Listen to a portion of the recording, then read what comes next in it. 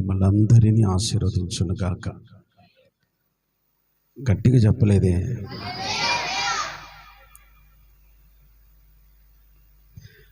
కొంత సమయం దేవుని వాక్యాన్ని మనం అందరం కలిసి ధ్యానం చేసుకుందాం. పరిశుద్ధ గ్రంథంలో నుండి మత్తయి సువార్త 13వ అధ్యాయం. మీ బైబిల్ తెరిచి మత్తయి సువార్త 13వ అధ్యాయం 24, 25 వచనాలు.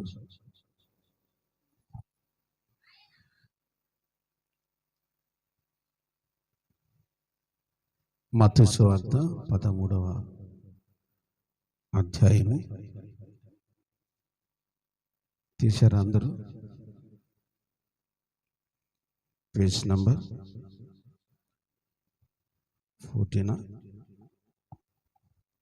14వ పేజ్, కొత్త నిబంధన పుస్తకంలో 14వ పేజ్, 24, 25 వచనాలు. ఆయన మరి ఒక ఉపమానం వారితో చెప్పెను. ఏమనగా, పరలోక రాజ్యము తన పొలములో మంచి విత్తనము విత్తిన ఒక మనుషుని పోలి ఉన్నది. మనుషులు నిద్రించుచుండగా అతని శత్రువు వచ్చి గోధుమల మధ్యను గురుగులు విత్తిపోయెను. ప్రభునందు నా సహోదర సహోదరులారా, చదువుబడిన దైవ వర్తమానములో యేసుక్రీస్తు ప్రభుల వారు శరీరధారిగా ఉన్న రోజులలో ఆయన సువార్త ప్రకటిస్తూ ఉండగా ప్రజలకు అనేకులకు అర్థం అయ్యేది కాదు. అందుకే ఆయన ఉపమాన రీతిగా మాట్లాడుతుండేవాడు. అందులో భాగముగా యేసుక్రీస్తు ప్రభుల వారు ఇక్కడ ఒక ఉపమానం చెప్పారు. ఒక మనుష్యుడు పొలములో విత్తిన విత్తనమును పోలి ఉన్నది. ఏంటది? పరలోక రాజ్యం. అయితే విత్తబడిన విత్తనము గోధుమ గింజ. మనుషులు నిద్రిస్తున్న సమయంలో వాని శత్రువు అనగా అపవాది వచ్చి గురుగులు విత్తిపోయాను అని బైబిల్లో చదువుతున్నా. దీనిని బట్టి మనకి ఏమర్థమవుతుంది? గుర్తుపెట్టుకోండి, సమాజములోనైనా, సంఘములోనైనా, కుటుంబములోనైనా, ఎక్కడైనా అపవాది యొక్క అనుచరులు ఉంటారు. జంతువులలో అపవాది అనుచరులు ఉన్నారు. చెప్పండి, జంతువు. ఆదికాండం 3వ అధ్యాయము 1వ వచనం. ఆదికాండం 3వ అధ్యాయం 1. దేవుడైన యెహోవా చేసినటువంటి సమస్త భూజంతువులలో సర్పము యుక్తి గలదై ఉండెను. అవను మోసం చేయటానికి ఏ జంతువును వాడుకున్నాడు అపవాది? సర్పమును వాడుకున్నాడు. జంతువులలో అపవాది యొక్క అనుచరి. శిష్యులలో యేసుక్రీస్తు ప్రభుల వారికి విరోధంగా అపవాది యొక్క అనుచరులు. శిష్యులలో ఎవరు చెప్పండి? ఇస్కరియోతు, యూదా. చూడండి, యోహాను సువార్త 6వ అధ్యాయము 70వ వచనం. యోహాను సువార్త. అందుకు యేసు, నేను మిమ్ములను 12 ఏర్పరచుకోలేదా? మీలో ఒకడు సాతాను అని వారితో చెప్పాను. శిష్యులలో ఒకడు అపవాది సంబంధి. సేవకులలో కూడా ఉన్నారు. మత్తయి వార్త 7వ అధ్యాయము 22వ వచనములో వారు అపవాది సంబంధులుగా ఉంటూ మాట్లాడుతున్న మాట, ప్రభువా ప్రభువా అని మేము నీ నామమును ప్రవచించలేదా? నీ నామమున దయ్యములు వెళ్ళగొట్టలేదా? నీ నామమున అనేక అద్భుతములను చేయలేదా అని చెప్పుదురు. అప్పుడు నేను మిమ్ములను ఎన్నడును ఎరుగను అన్నాడంట యేసయ్య. అంటే సేవకులుగా పిలువబడుతూ కూడా యేసును గుర్తించలేని స్థితి. యేసు పంపలేదు వారిని. ఎవరి చేత పంపబడ్డారు? అపవాది చేత. వారు అపవాది సంబంధులు. యేసయ్య అన్నాడు, నేను ఎన్నడూ ఎరగలేదు మిమ్మల్ని అన్నాడు. అంటే యేసు చేత పంపబడని వారు కూడా అద్భుతాలు చేస్తారు, ప్రవచనాలు చెప్పగలరు.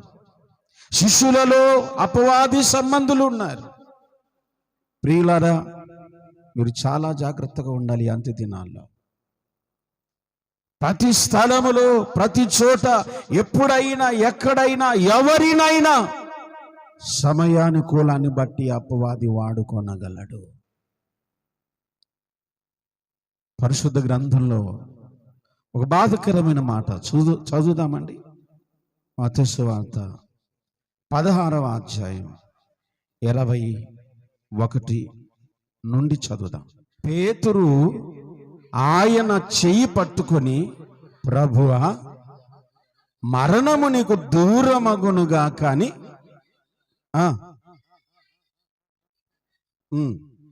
అయితే ఆయన పేతురు వైపు తిరిగి, సాతానా, నా వెనుకకు పొమ్ము. ఎవరిలో పట్టాడు ఇప్పుడు సాతాను? ఎవరిలోకి వచ్చాడు? ఎవరినైనా వాడుకోనగలడు. సమయాన్ని బట్టి, పరిస్థితులను బట్టి. యేసుక్రీస్తుకు ప్రియమైన శిష్యుడు, పరలోకపు తాళపు చెవులను పొందుకొని నా ప్రియ శిష్యుడైన పేతురులోకే అపవాది వచ్చాడంటే నేను ఒక లెక్క. పరలోకమందు దూతలలో కూడా, ప్రవక్తలలో, అపోస్తులలో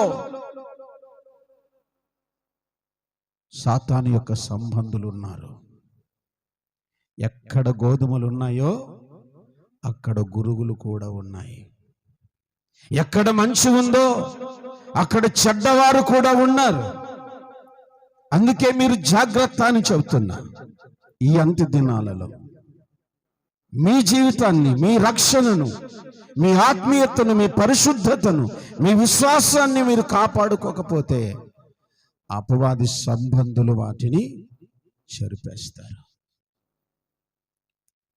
ప్రతి మాట జాగ్రత్త. మనం అనుకుంటాం, నా అక్కనేలే, రా చెల్లి, రా అక్క, కొంచెం ఇసుదురు రాయే, ఇసురుతూనే ఉన్నారు. బైబిల్ చెప్పింది, ఇద్దరు తిరుగలు విసురుతుండగా ఒకరు ఎత్తబడిరి, ఒకరు విడవబడిన వారెవరు? అపవాది సంబంధి. ఎత్తబడిన వారు ప్రభు పరలోక సంబంధులు, విడవబడిన వారు అపవాది సంబంధి. ఇద్దరు కలిసి విసురుతున్నారట. ఇద్దరు ఒకే రాయి విసురుతూ ఉన్నారు. ఇద్దరు ఒకే సంఘానికి వెళుతారు. ఇద్దరు ఒకే కుటుంబంలో ఉంటారు. కానీ వారిలో ఒకరిని అపవాది వాడుకుంటున్నాడు. వారిలో ఒకరిని సాతాను వాడుకుంటున్నాడు. బైబిల్ చెబుతుంది, ఇద్దరు పొలములో పని చేస్తుండగా ఒకరు వీడవబడిరి, ఒకరు ఎత్తబడిరి. ఇద్దరు సంఘములోనే ఉన్నారు. ఇద్దరు పరలోక రాజ్యమునకు ప్రయాస పడుతున్నట్టుగా పరిచర్యలో పాలు పొందుతున్నారు. కానీ ఒక్కరు మాత్రమే ఎత్తబడ్డారు. అంటే ఇద్దరిలో ఒకరిని సాతానుడు వాడుకుంటున్నాడని అర్థం. అప్పుడు 10 మందిలో ఎంతమందిని వాడుకుంటాడు కదా? 10 మంది కన్యకలు, వారిలో బుద్ధి లేని వాళ్ళు ఎంతమంది? ఈక్వల్. చూసారా? దేవుని ప్రియులైన వారు 5 తయారైపోతే 5 అవిశ్వాసులు తయారవుతున్నారు. 5 బాప్తీసం తీసుకుంటే 5 మంది లోకంలో కలిసిపోతున్నారు. 5 మంది పరిశుద్ధులుగా మార్చబడితే 5 అపవిత్రులు అయిపోతున్నారు. అంటే అర్థం, అపవాది వారిని వాడుకుంటున్నాడు. ఇక్కడ ఒక సంగతి మీరు గుర్తుపెట్టుకోవాలి. ఎందుకు అలా జరిగినది? ఒకరు విడవబడటానికి కారణం ఏంటి? ఒకరు ఎత్తబడటానికి కారణం ఏంటి అంటే, తమ ప్రియులు నిద్రించుచుండగా అని రాయబడింది. మీరు గుర్తుపెట్టుకోండి. నా మాట చదువుతారా? మత్తయి సువార్త 13వ అధ్యాయం 25వ వచనం. మనుషులు ఏం జరిగింది? నిద్రించుచుండగా అని రాయబడింది. అంటే నువ్వు మేలుకోవాలి. నిద్ర నీ జీవితంలో నీకు శత్రువును తయారు చేస్తుంది. నిద్ర నీ జీవితంలో నీకు ముళ్ళుగా మార్చేవారిని తయారు చేస్తుంది. నువ్వు జాగ్రత్తగా ఉండకపోతే మేలుకోవాలి. ఆమేన్, ఆమేన్, ప్రైజ్ ద లార్డ్.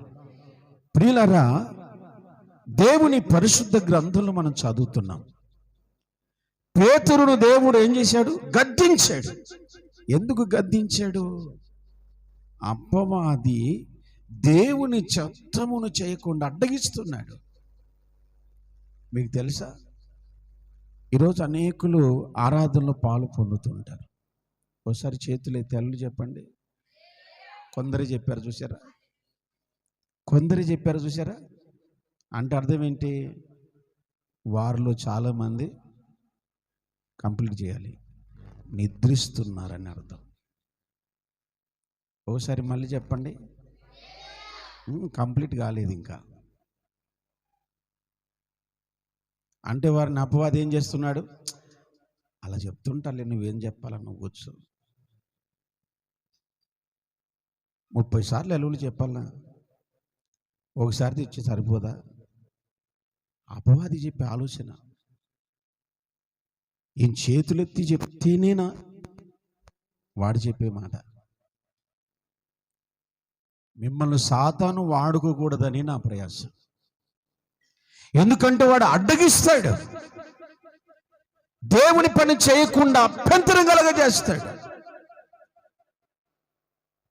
నేను శిలువకు అప్పగించబడతాను, నన్ను ఇలాగ కొడతారు, ఇలాగ చిత్రహింసలు పెడతారు, నేను మరణం పొందుతానని యేసు ప్రభుల వారు 12 మందికి చెప్తే అందరికీ లేని దురద పేతురుకు వచ్చింది. ఇప్పుడు పేతురు ఏమన్నాడు? అయ్యా, నీకు మరణము దూరమగునుగాక. అరే పిచ్చోడా, నేను చచ్చిపోకపోతే నీకు పునరుద్ధరణ లేదయ్యా. నా మరణము నీకు పునరుద్ధరణ ఇస్తుంది. ఆ సంగతులు పేతురు ఎరిగి కూడా అభ్యంతరం చేస్తూ ఉన్నాడు. ఇప్పుడు ప్రార్థించే వారిని అభ్యంతరం చేసేది ఎవడు? చెప్పండి, ఎవరు? సాతాను సంబంధులు. వాక్యం వినకుండా అభ్యంతరం చేసేది ఎవరు? సాతాను సంబంధులు. పాటలు పాడకుండా అభ్యంతరం కలుగజేసేది ఎవరు? సాతాను సంబంధులు. వారిని వాడుకుంటున్నాడు అపవాది. నువ్వు కన్నులు తెరవకపోతే వారిని సర్వనాశనం చేస్తాడు. కనుక జాగ్రత్త. ప్రియమైన దేవుని సంగమా, చూడండి కొన్ని సంగతులు మనం చదువుదాం. యోహాను సువార్త 8వ అధ్యాయము 44వ వచనాన్ని చూద్దాం ఒకసారి. యోహాను సువార్త, మీరు మీ తండ్రి యగు అపవాది సంబంధులు, మీ తండ్రి దురాశను చూసారా? మీరు మీ తండ్రి అపవాది సంబంధులు, మీ తండ్రి యొక్క దురాశను మీరు నెరవేర్చుచున్నారు. అండర్లైన్ చేసుకోండి ఒక మాట ఇక్కడ, దురాశ. అపవాది సంబంధుల యొక్క మెయిన్ కాన్సెప్ట్ ఏంటంటే దురాశ. మనకు ఉంటుంది కానీ తృప్తి పడం. దీన్ని ఏమంటారు? దురాశ. నేను చిన్నప్పుడు టీచర్లు కొన్ని సూక్తులు నేర్పేవారు. దురాశ మీకు కూడా చెప్పారా? నేను నాకే అనుకున్నా. దురాశ దుఃఖానికి చేటట. మరి ఎందుకు? దాని ప్రభావం ఏంటి? నీ దుఃఖానికి కారణం మీరు మీ తండ్రి అపవాది సంబంధులు. మీ తండ్రి యొక్క దురాశను మీరు నెరవేర్చువారు. ఒక ఆయన పొలం గట్టులో కూర్చొని మటన్ బిర్యానీ తింటున్నాడంట. ఒక ఆయన బైబిల్ పట్టుకొని బాగా ఆకలిగా ఉన్నాడట. బైబిల్ పట్టుకొని ఆ గట్టు మీద నడుచుకుంటూ వెళ్తూ, ఆ తింటున్నవాడు కూడా క్రైస్తవుడే. ఈ బైబిల్ పట్టుకున్న ఆయన అన్నాడట, నిన్ను వలె నీ పొరుగు వారిని ప్రేమించాలి అన్నాడట. అంటే ఆ బిర్యానీలో నాకు కూడా కొంచెం పెట్టాలి, ఒక 2 పీసులు నాకే ఇవ్వాలి. నిన్ను వలె నీ పొరుగు వారిని ప్రేమించమని బైబిల్ చెప్తుంది. అంటే ఈయన అప్పుడప్పుడు సంవత్సరానికి ఒకసారి చర్చికి వెళ్తాడంట. ఆయన అన్నాడట, నీ పొరుగువానిది ఏది? నీ పొరుగువానిది ఏది? అబ్బో పెద్ద నువ్వేనా బైబిల్ పట్టుకుందే? మాకు తెలియదా ఏంటి వాక్యాలు? మాకు తెలియదా బోధ? మాకు తెలియవా? మేము కూడా వెళ్ళామండి చర్చికి సంవత్సరానికి ఒకసారి. నీ పొరుగువానిది దేనిని ఆశించకూడదని బైబిల్లో వినలేదా సార్ అన్నాడట. కరెక్టే బ్రదర్ కదా. దురాశ ఒకరి ఇంట్లో ఉంటే వారవలేం, ఒక వ్యక్తి దగ్గర ఉంటే వారవలేం, ఒకరికి ఉద్యోగం వస్తే వారవలేం, ఒకరికి పింఛన్ వస్తే, ఒకరికి ఇల్లు వస్తే, ఒకరికి డబ్బులు ఇస్తే. చెప్పండి హల్లెలూయా. చెప్పాలి, మరలా చెప్పాలి. మీరు మీ తండ్రి యొక్క అపవాది యొక్క దురాశను నెరవేర్చేవారు. పాపానికి కారణం ఏంటో తెలుసా మీకు? అసలు పాపము ఈ లోకంలోకి రావటానికి కారణం ఏంటో తెలుసా? యాకోబు పత్రిక 1వ అధ్యాయం చూడండి. యాకోబు పత్రిక 1వ అధ్యాయం 15వ వచనం చదువుతారా? 15వ వచనం. దురాశ గర్భము ధరించి ఏం కనింది? పాపమును కనింది. పాపం పుట్టడానికి కారణము దురాశ. దురాశలో ఒక చిన్న పార్ట్, దురాశను చిన్నగా సాతాను ఏం చేశాడంటే అప్డేట్ చేశాడు. ఈ దురాశ అంటే బైబిల్ పరంగా పోతుంది, ఇంకా కొంచెం లోతుకి వెళ్ళిపోతుంది కనుక ఇప్పుడు దాన్ని అప్డేట్ చేసి ఏం చేశాడంటే సాతాను, ఇప్పుడు సంఘంలో కొంతమంది అంటుంటారు, నేను లేకపోతే సంఘములో పాటలు పాడే వాళ్ళే ఉండరు, నేను లేకపోతే సేవకునికి పరిచర్య చేసే వాళ్ళే ఉండరు, నేను లేకపోతే సంఘంలో పరిచర్య చేసే వాళ్ళే ఉండరు. నేను అనే భావము మనుషులకు వచ్చేలాగా చేశాడు. ఇదేం తప్పు కాదే, నిజంగా నువ్వు లేకపోతే సంఘంలో పాట పాడే వాళ్ళు ఉన్నారమ్మా, ఇదేం పెద్ద తప్పు కాదే అనుకుంటాం. కానీ దానిని బైబిల్ ఏం చెప్తుంది తెలుసా? అంత్యదినములలో అపాయకరమైన కాలములు వచ్చును. తిమోతికి రాసిన 2వ పత్రిక 3వ అధ్యాయం 1వ వచనం. తిమోతికి రాసిన 2వ పత్రిక, అంత్యదినములలో అపాయకరమైన కాలములు వచ్చును. ఏలయనగా మనుషులు స్వార్థపరులు.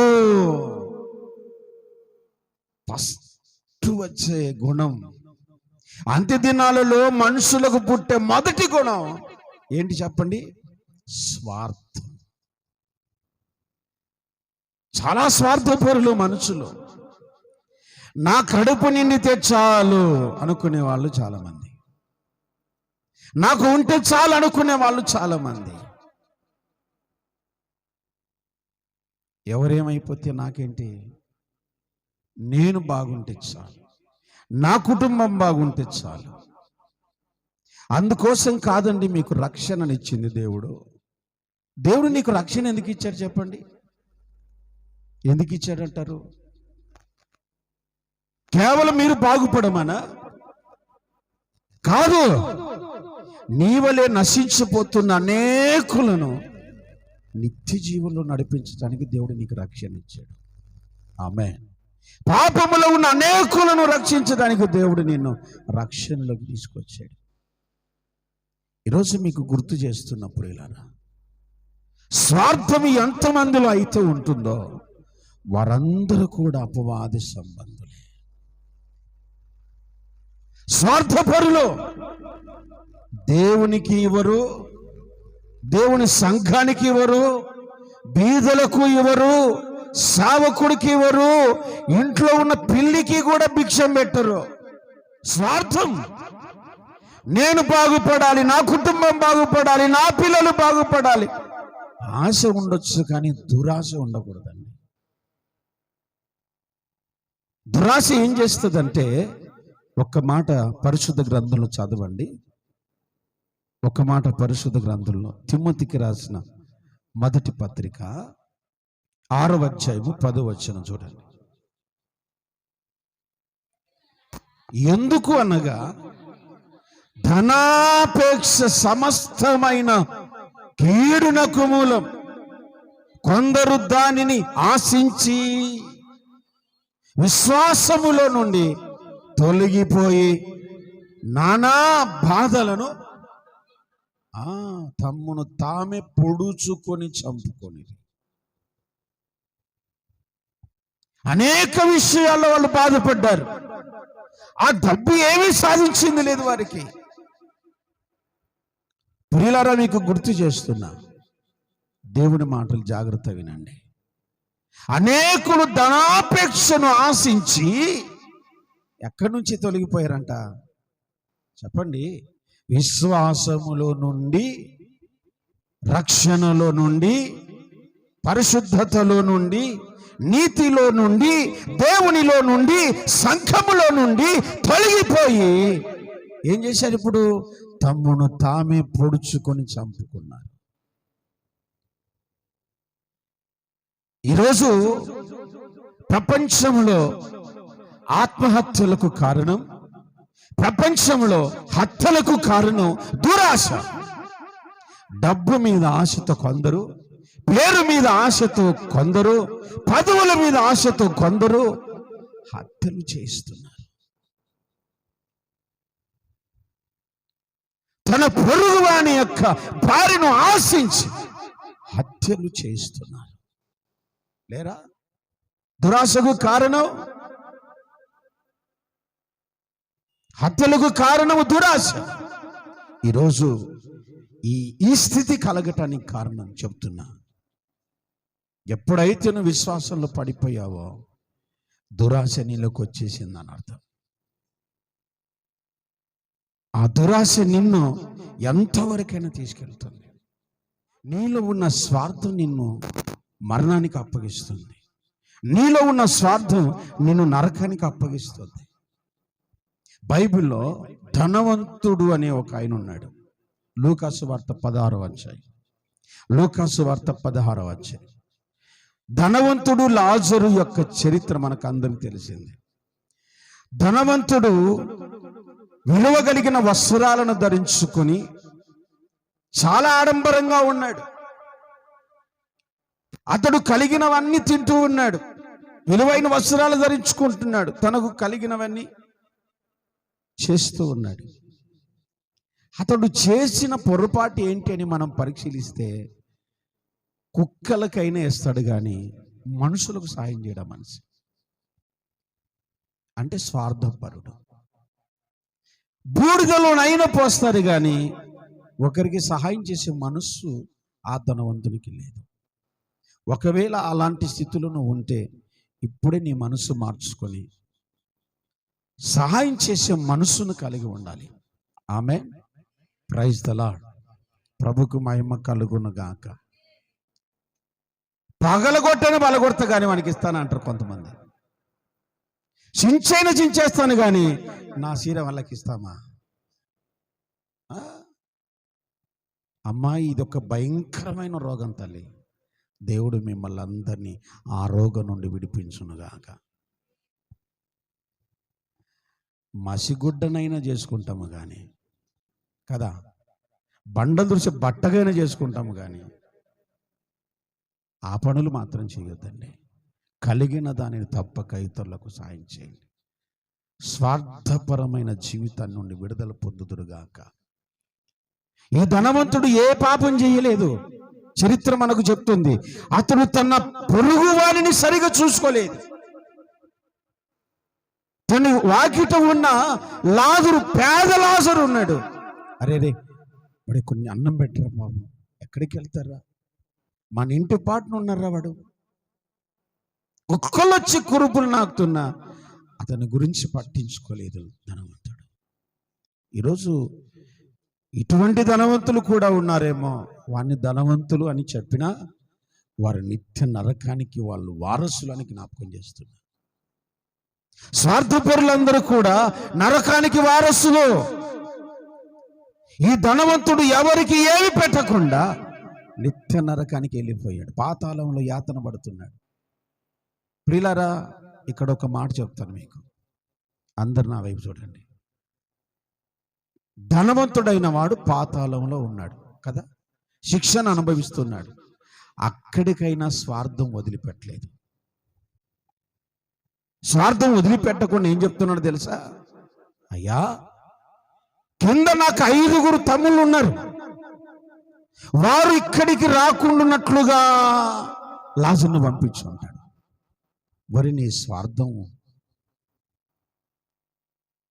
నీ తమ్ముళ్ళే కాదు, ఇలాంటి వాళ్ళు కోకొల్లలు ఉన్నారు ప్రపంచంలో. వారందరి కొరకు లాజరును పంపించయ్యా అంటే అది వేరే విషయం. పాతాళములో యాతన పడుతున్న స్వార్థాన్ని విడిచిపెట్టలేని ధనవంతులాగాను ఉంటే, దురాశపడులాగాను ఉంటే నిత్య నరకానికే నీవు. ప్రియమైన దేవుని సంగమా, ఈరోజు నీ జీవితంలో నీ పక్కన గురుగులు మొలకెత్తటానికి కారణం నీలో ఉన్న దురాశ. నీ ఇంటిలో సాతాను సంబంధులు ఉండటానికి కారణం నీలో ఉన్న దురాశ. సంఘములో సాతాను సంబంధులు ఉండటానికి కారణం దురాశ పరులు. నువ్వెక్కువగా దురాశ పడుతున్నావు. ఈరోజు నీ జీవితంలో అట్టి దురాశ నుండి విడుదల పొందాలంటే ఒక అద్భుతమైన వచనం చూపిస్తాను నీకు. ఒక అద్భుతమైన వచనం చదవండి. పేతురు రాసిన 2వ పత్రిక 1వ అధ్యాయం 4వ వచనం. పేతురు రాసిన 2వ పత్రిక, నేను చదువుతాను తల్లి, నువ్వు ఆడ బయటకు పోయి చదివితే ఇంకా బాగుంటుంది. పేతురు రాసిన 2వ పత్రిక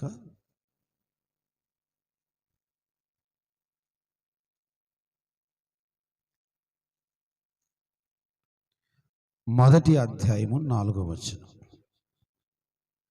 ఆ మహిమ గుణాతిశయములను బట్టి ఆయన మనకు అమూల్యములకు అత్యధికములైన వాగ్దానములను అనుగ్రహించి ఉన్నాడు. ఎందుకంటే దురాశను అనుసరించుట వలన లోకమందున్న భ్రష్టత్వమును ఈ వాగ్దానముల మూలముగా మీరు తప్పించుకొని, వాగ్దానం వలన దురాశ నుండి తప్పించుకొని, ఇంకా దేవ స్వభావమునందు పాలివారగునట్లు వాటిని అనుగ్రహించును. గంభీరంగా చప్పట్లు కొడదాం. దేవునికి స్తోత్రం కలుగునగాక. దురాశ నుండి నిన్ను విడిపించే గొప్ప వాగ్దానాలు దేవుడు నీకు ఇచ్చాడు. నువ్వు వాగ్దానాన్ని నమ్ముతున్నావా? ఈరోజు దేవుడు నీకు ఇచ్చుచున్న వాగ్దానం, ప్రియులారా, దేవుడు నీతో చెబుతున్నాడు, వాగ్దానముల మూలముగా దురాశలో నుండి మీరు విడుదల పొందుతున్నారు. Praise the Lord, praise the Lord. మీరు ఈ ప్రార్థన చేయాలి. ప్రభువా, నాలో అప్పుడప్పుడు కొన్ని దురాశలు వస్తున్నాయి, నీ గొప్ప వాగ్దానములతో వాటిని నాకు దూరం చేయండి. ఆమేన్. ప్రభుకు స్తోత్రం కలుగునగాక. నాకెందుకు వస్తాయి నా దురాశ? నేను మంచిగా బైబిల్ చదువుతున్నాను, మంచి సంఘంలో ఉన్నాను, సేవకుల వెంట తిరుగుతూ ఉన్నాను, ఇంకా మంచి భక్తి నేను చేస్తాను అని చెప్పి వాళ్ళందరూ కూడా దురాశకు ఈడవబడ్డారు. అననీయ సప్పీరాలు ఎవరి సంఘంలో ఉన్నారు చెప్పండి? పేతురు సంఘంలో ఉన్నారు. పేతురు ఎలాంటి వాడు? ఆయన నడిస్తే, ఆయన నీడ పడితే బాగుపడే రోగస్తులు. అటువంటి దైవ సేవకు దగ్గర ఉన్న అననీయ సప్పీరాలు దురాశకి ఈడవబడలేదా? చచ్చిపోయిన కొన్ని వందల సంవత్సరాలకు కూడా ఎముకలో శక్తిని కలిగిన ఎలీషా దగ్గర ఉన్న గెహాజీ దురాశపరుడు కాలేదా? దైవజనుడైన మోసే పరలోకం నుండి మన్నాను కురిపించి బండలో నుండి నీళ్ళిచ్చిన మోసే నడిపింపులో ఉన్న వాళ్ళు దురాశ చేత ఈడవబడలేదా? యేసు ప్రభు శిష్యుడుగా పిలువబడుతూ ఇస్కరియోతు దగ్గర దేవుడే డబ్బు సంచిని పెట్టాడు, అయినను దురాశకి ఈడవబడలేదా? ఈరోజు నువ్వు గుర్తు చేస్తున్నా, నువ్వే సంఘంలో ఉన్నావని కాదు, ఏ సేవకుని దగ్గర ఉన్నావని కాదు, దురాశ అన్నది ప్రతి ఒక్కరిలో కూడా మొలకెత్తే ఒక విత్తనం.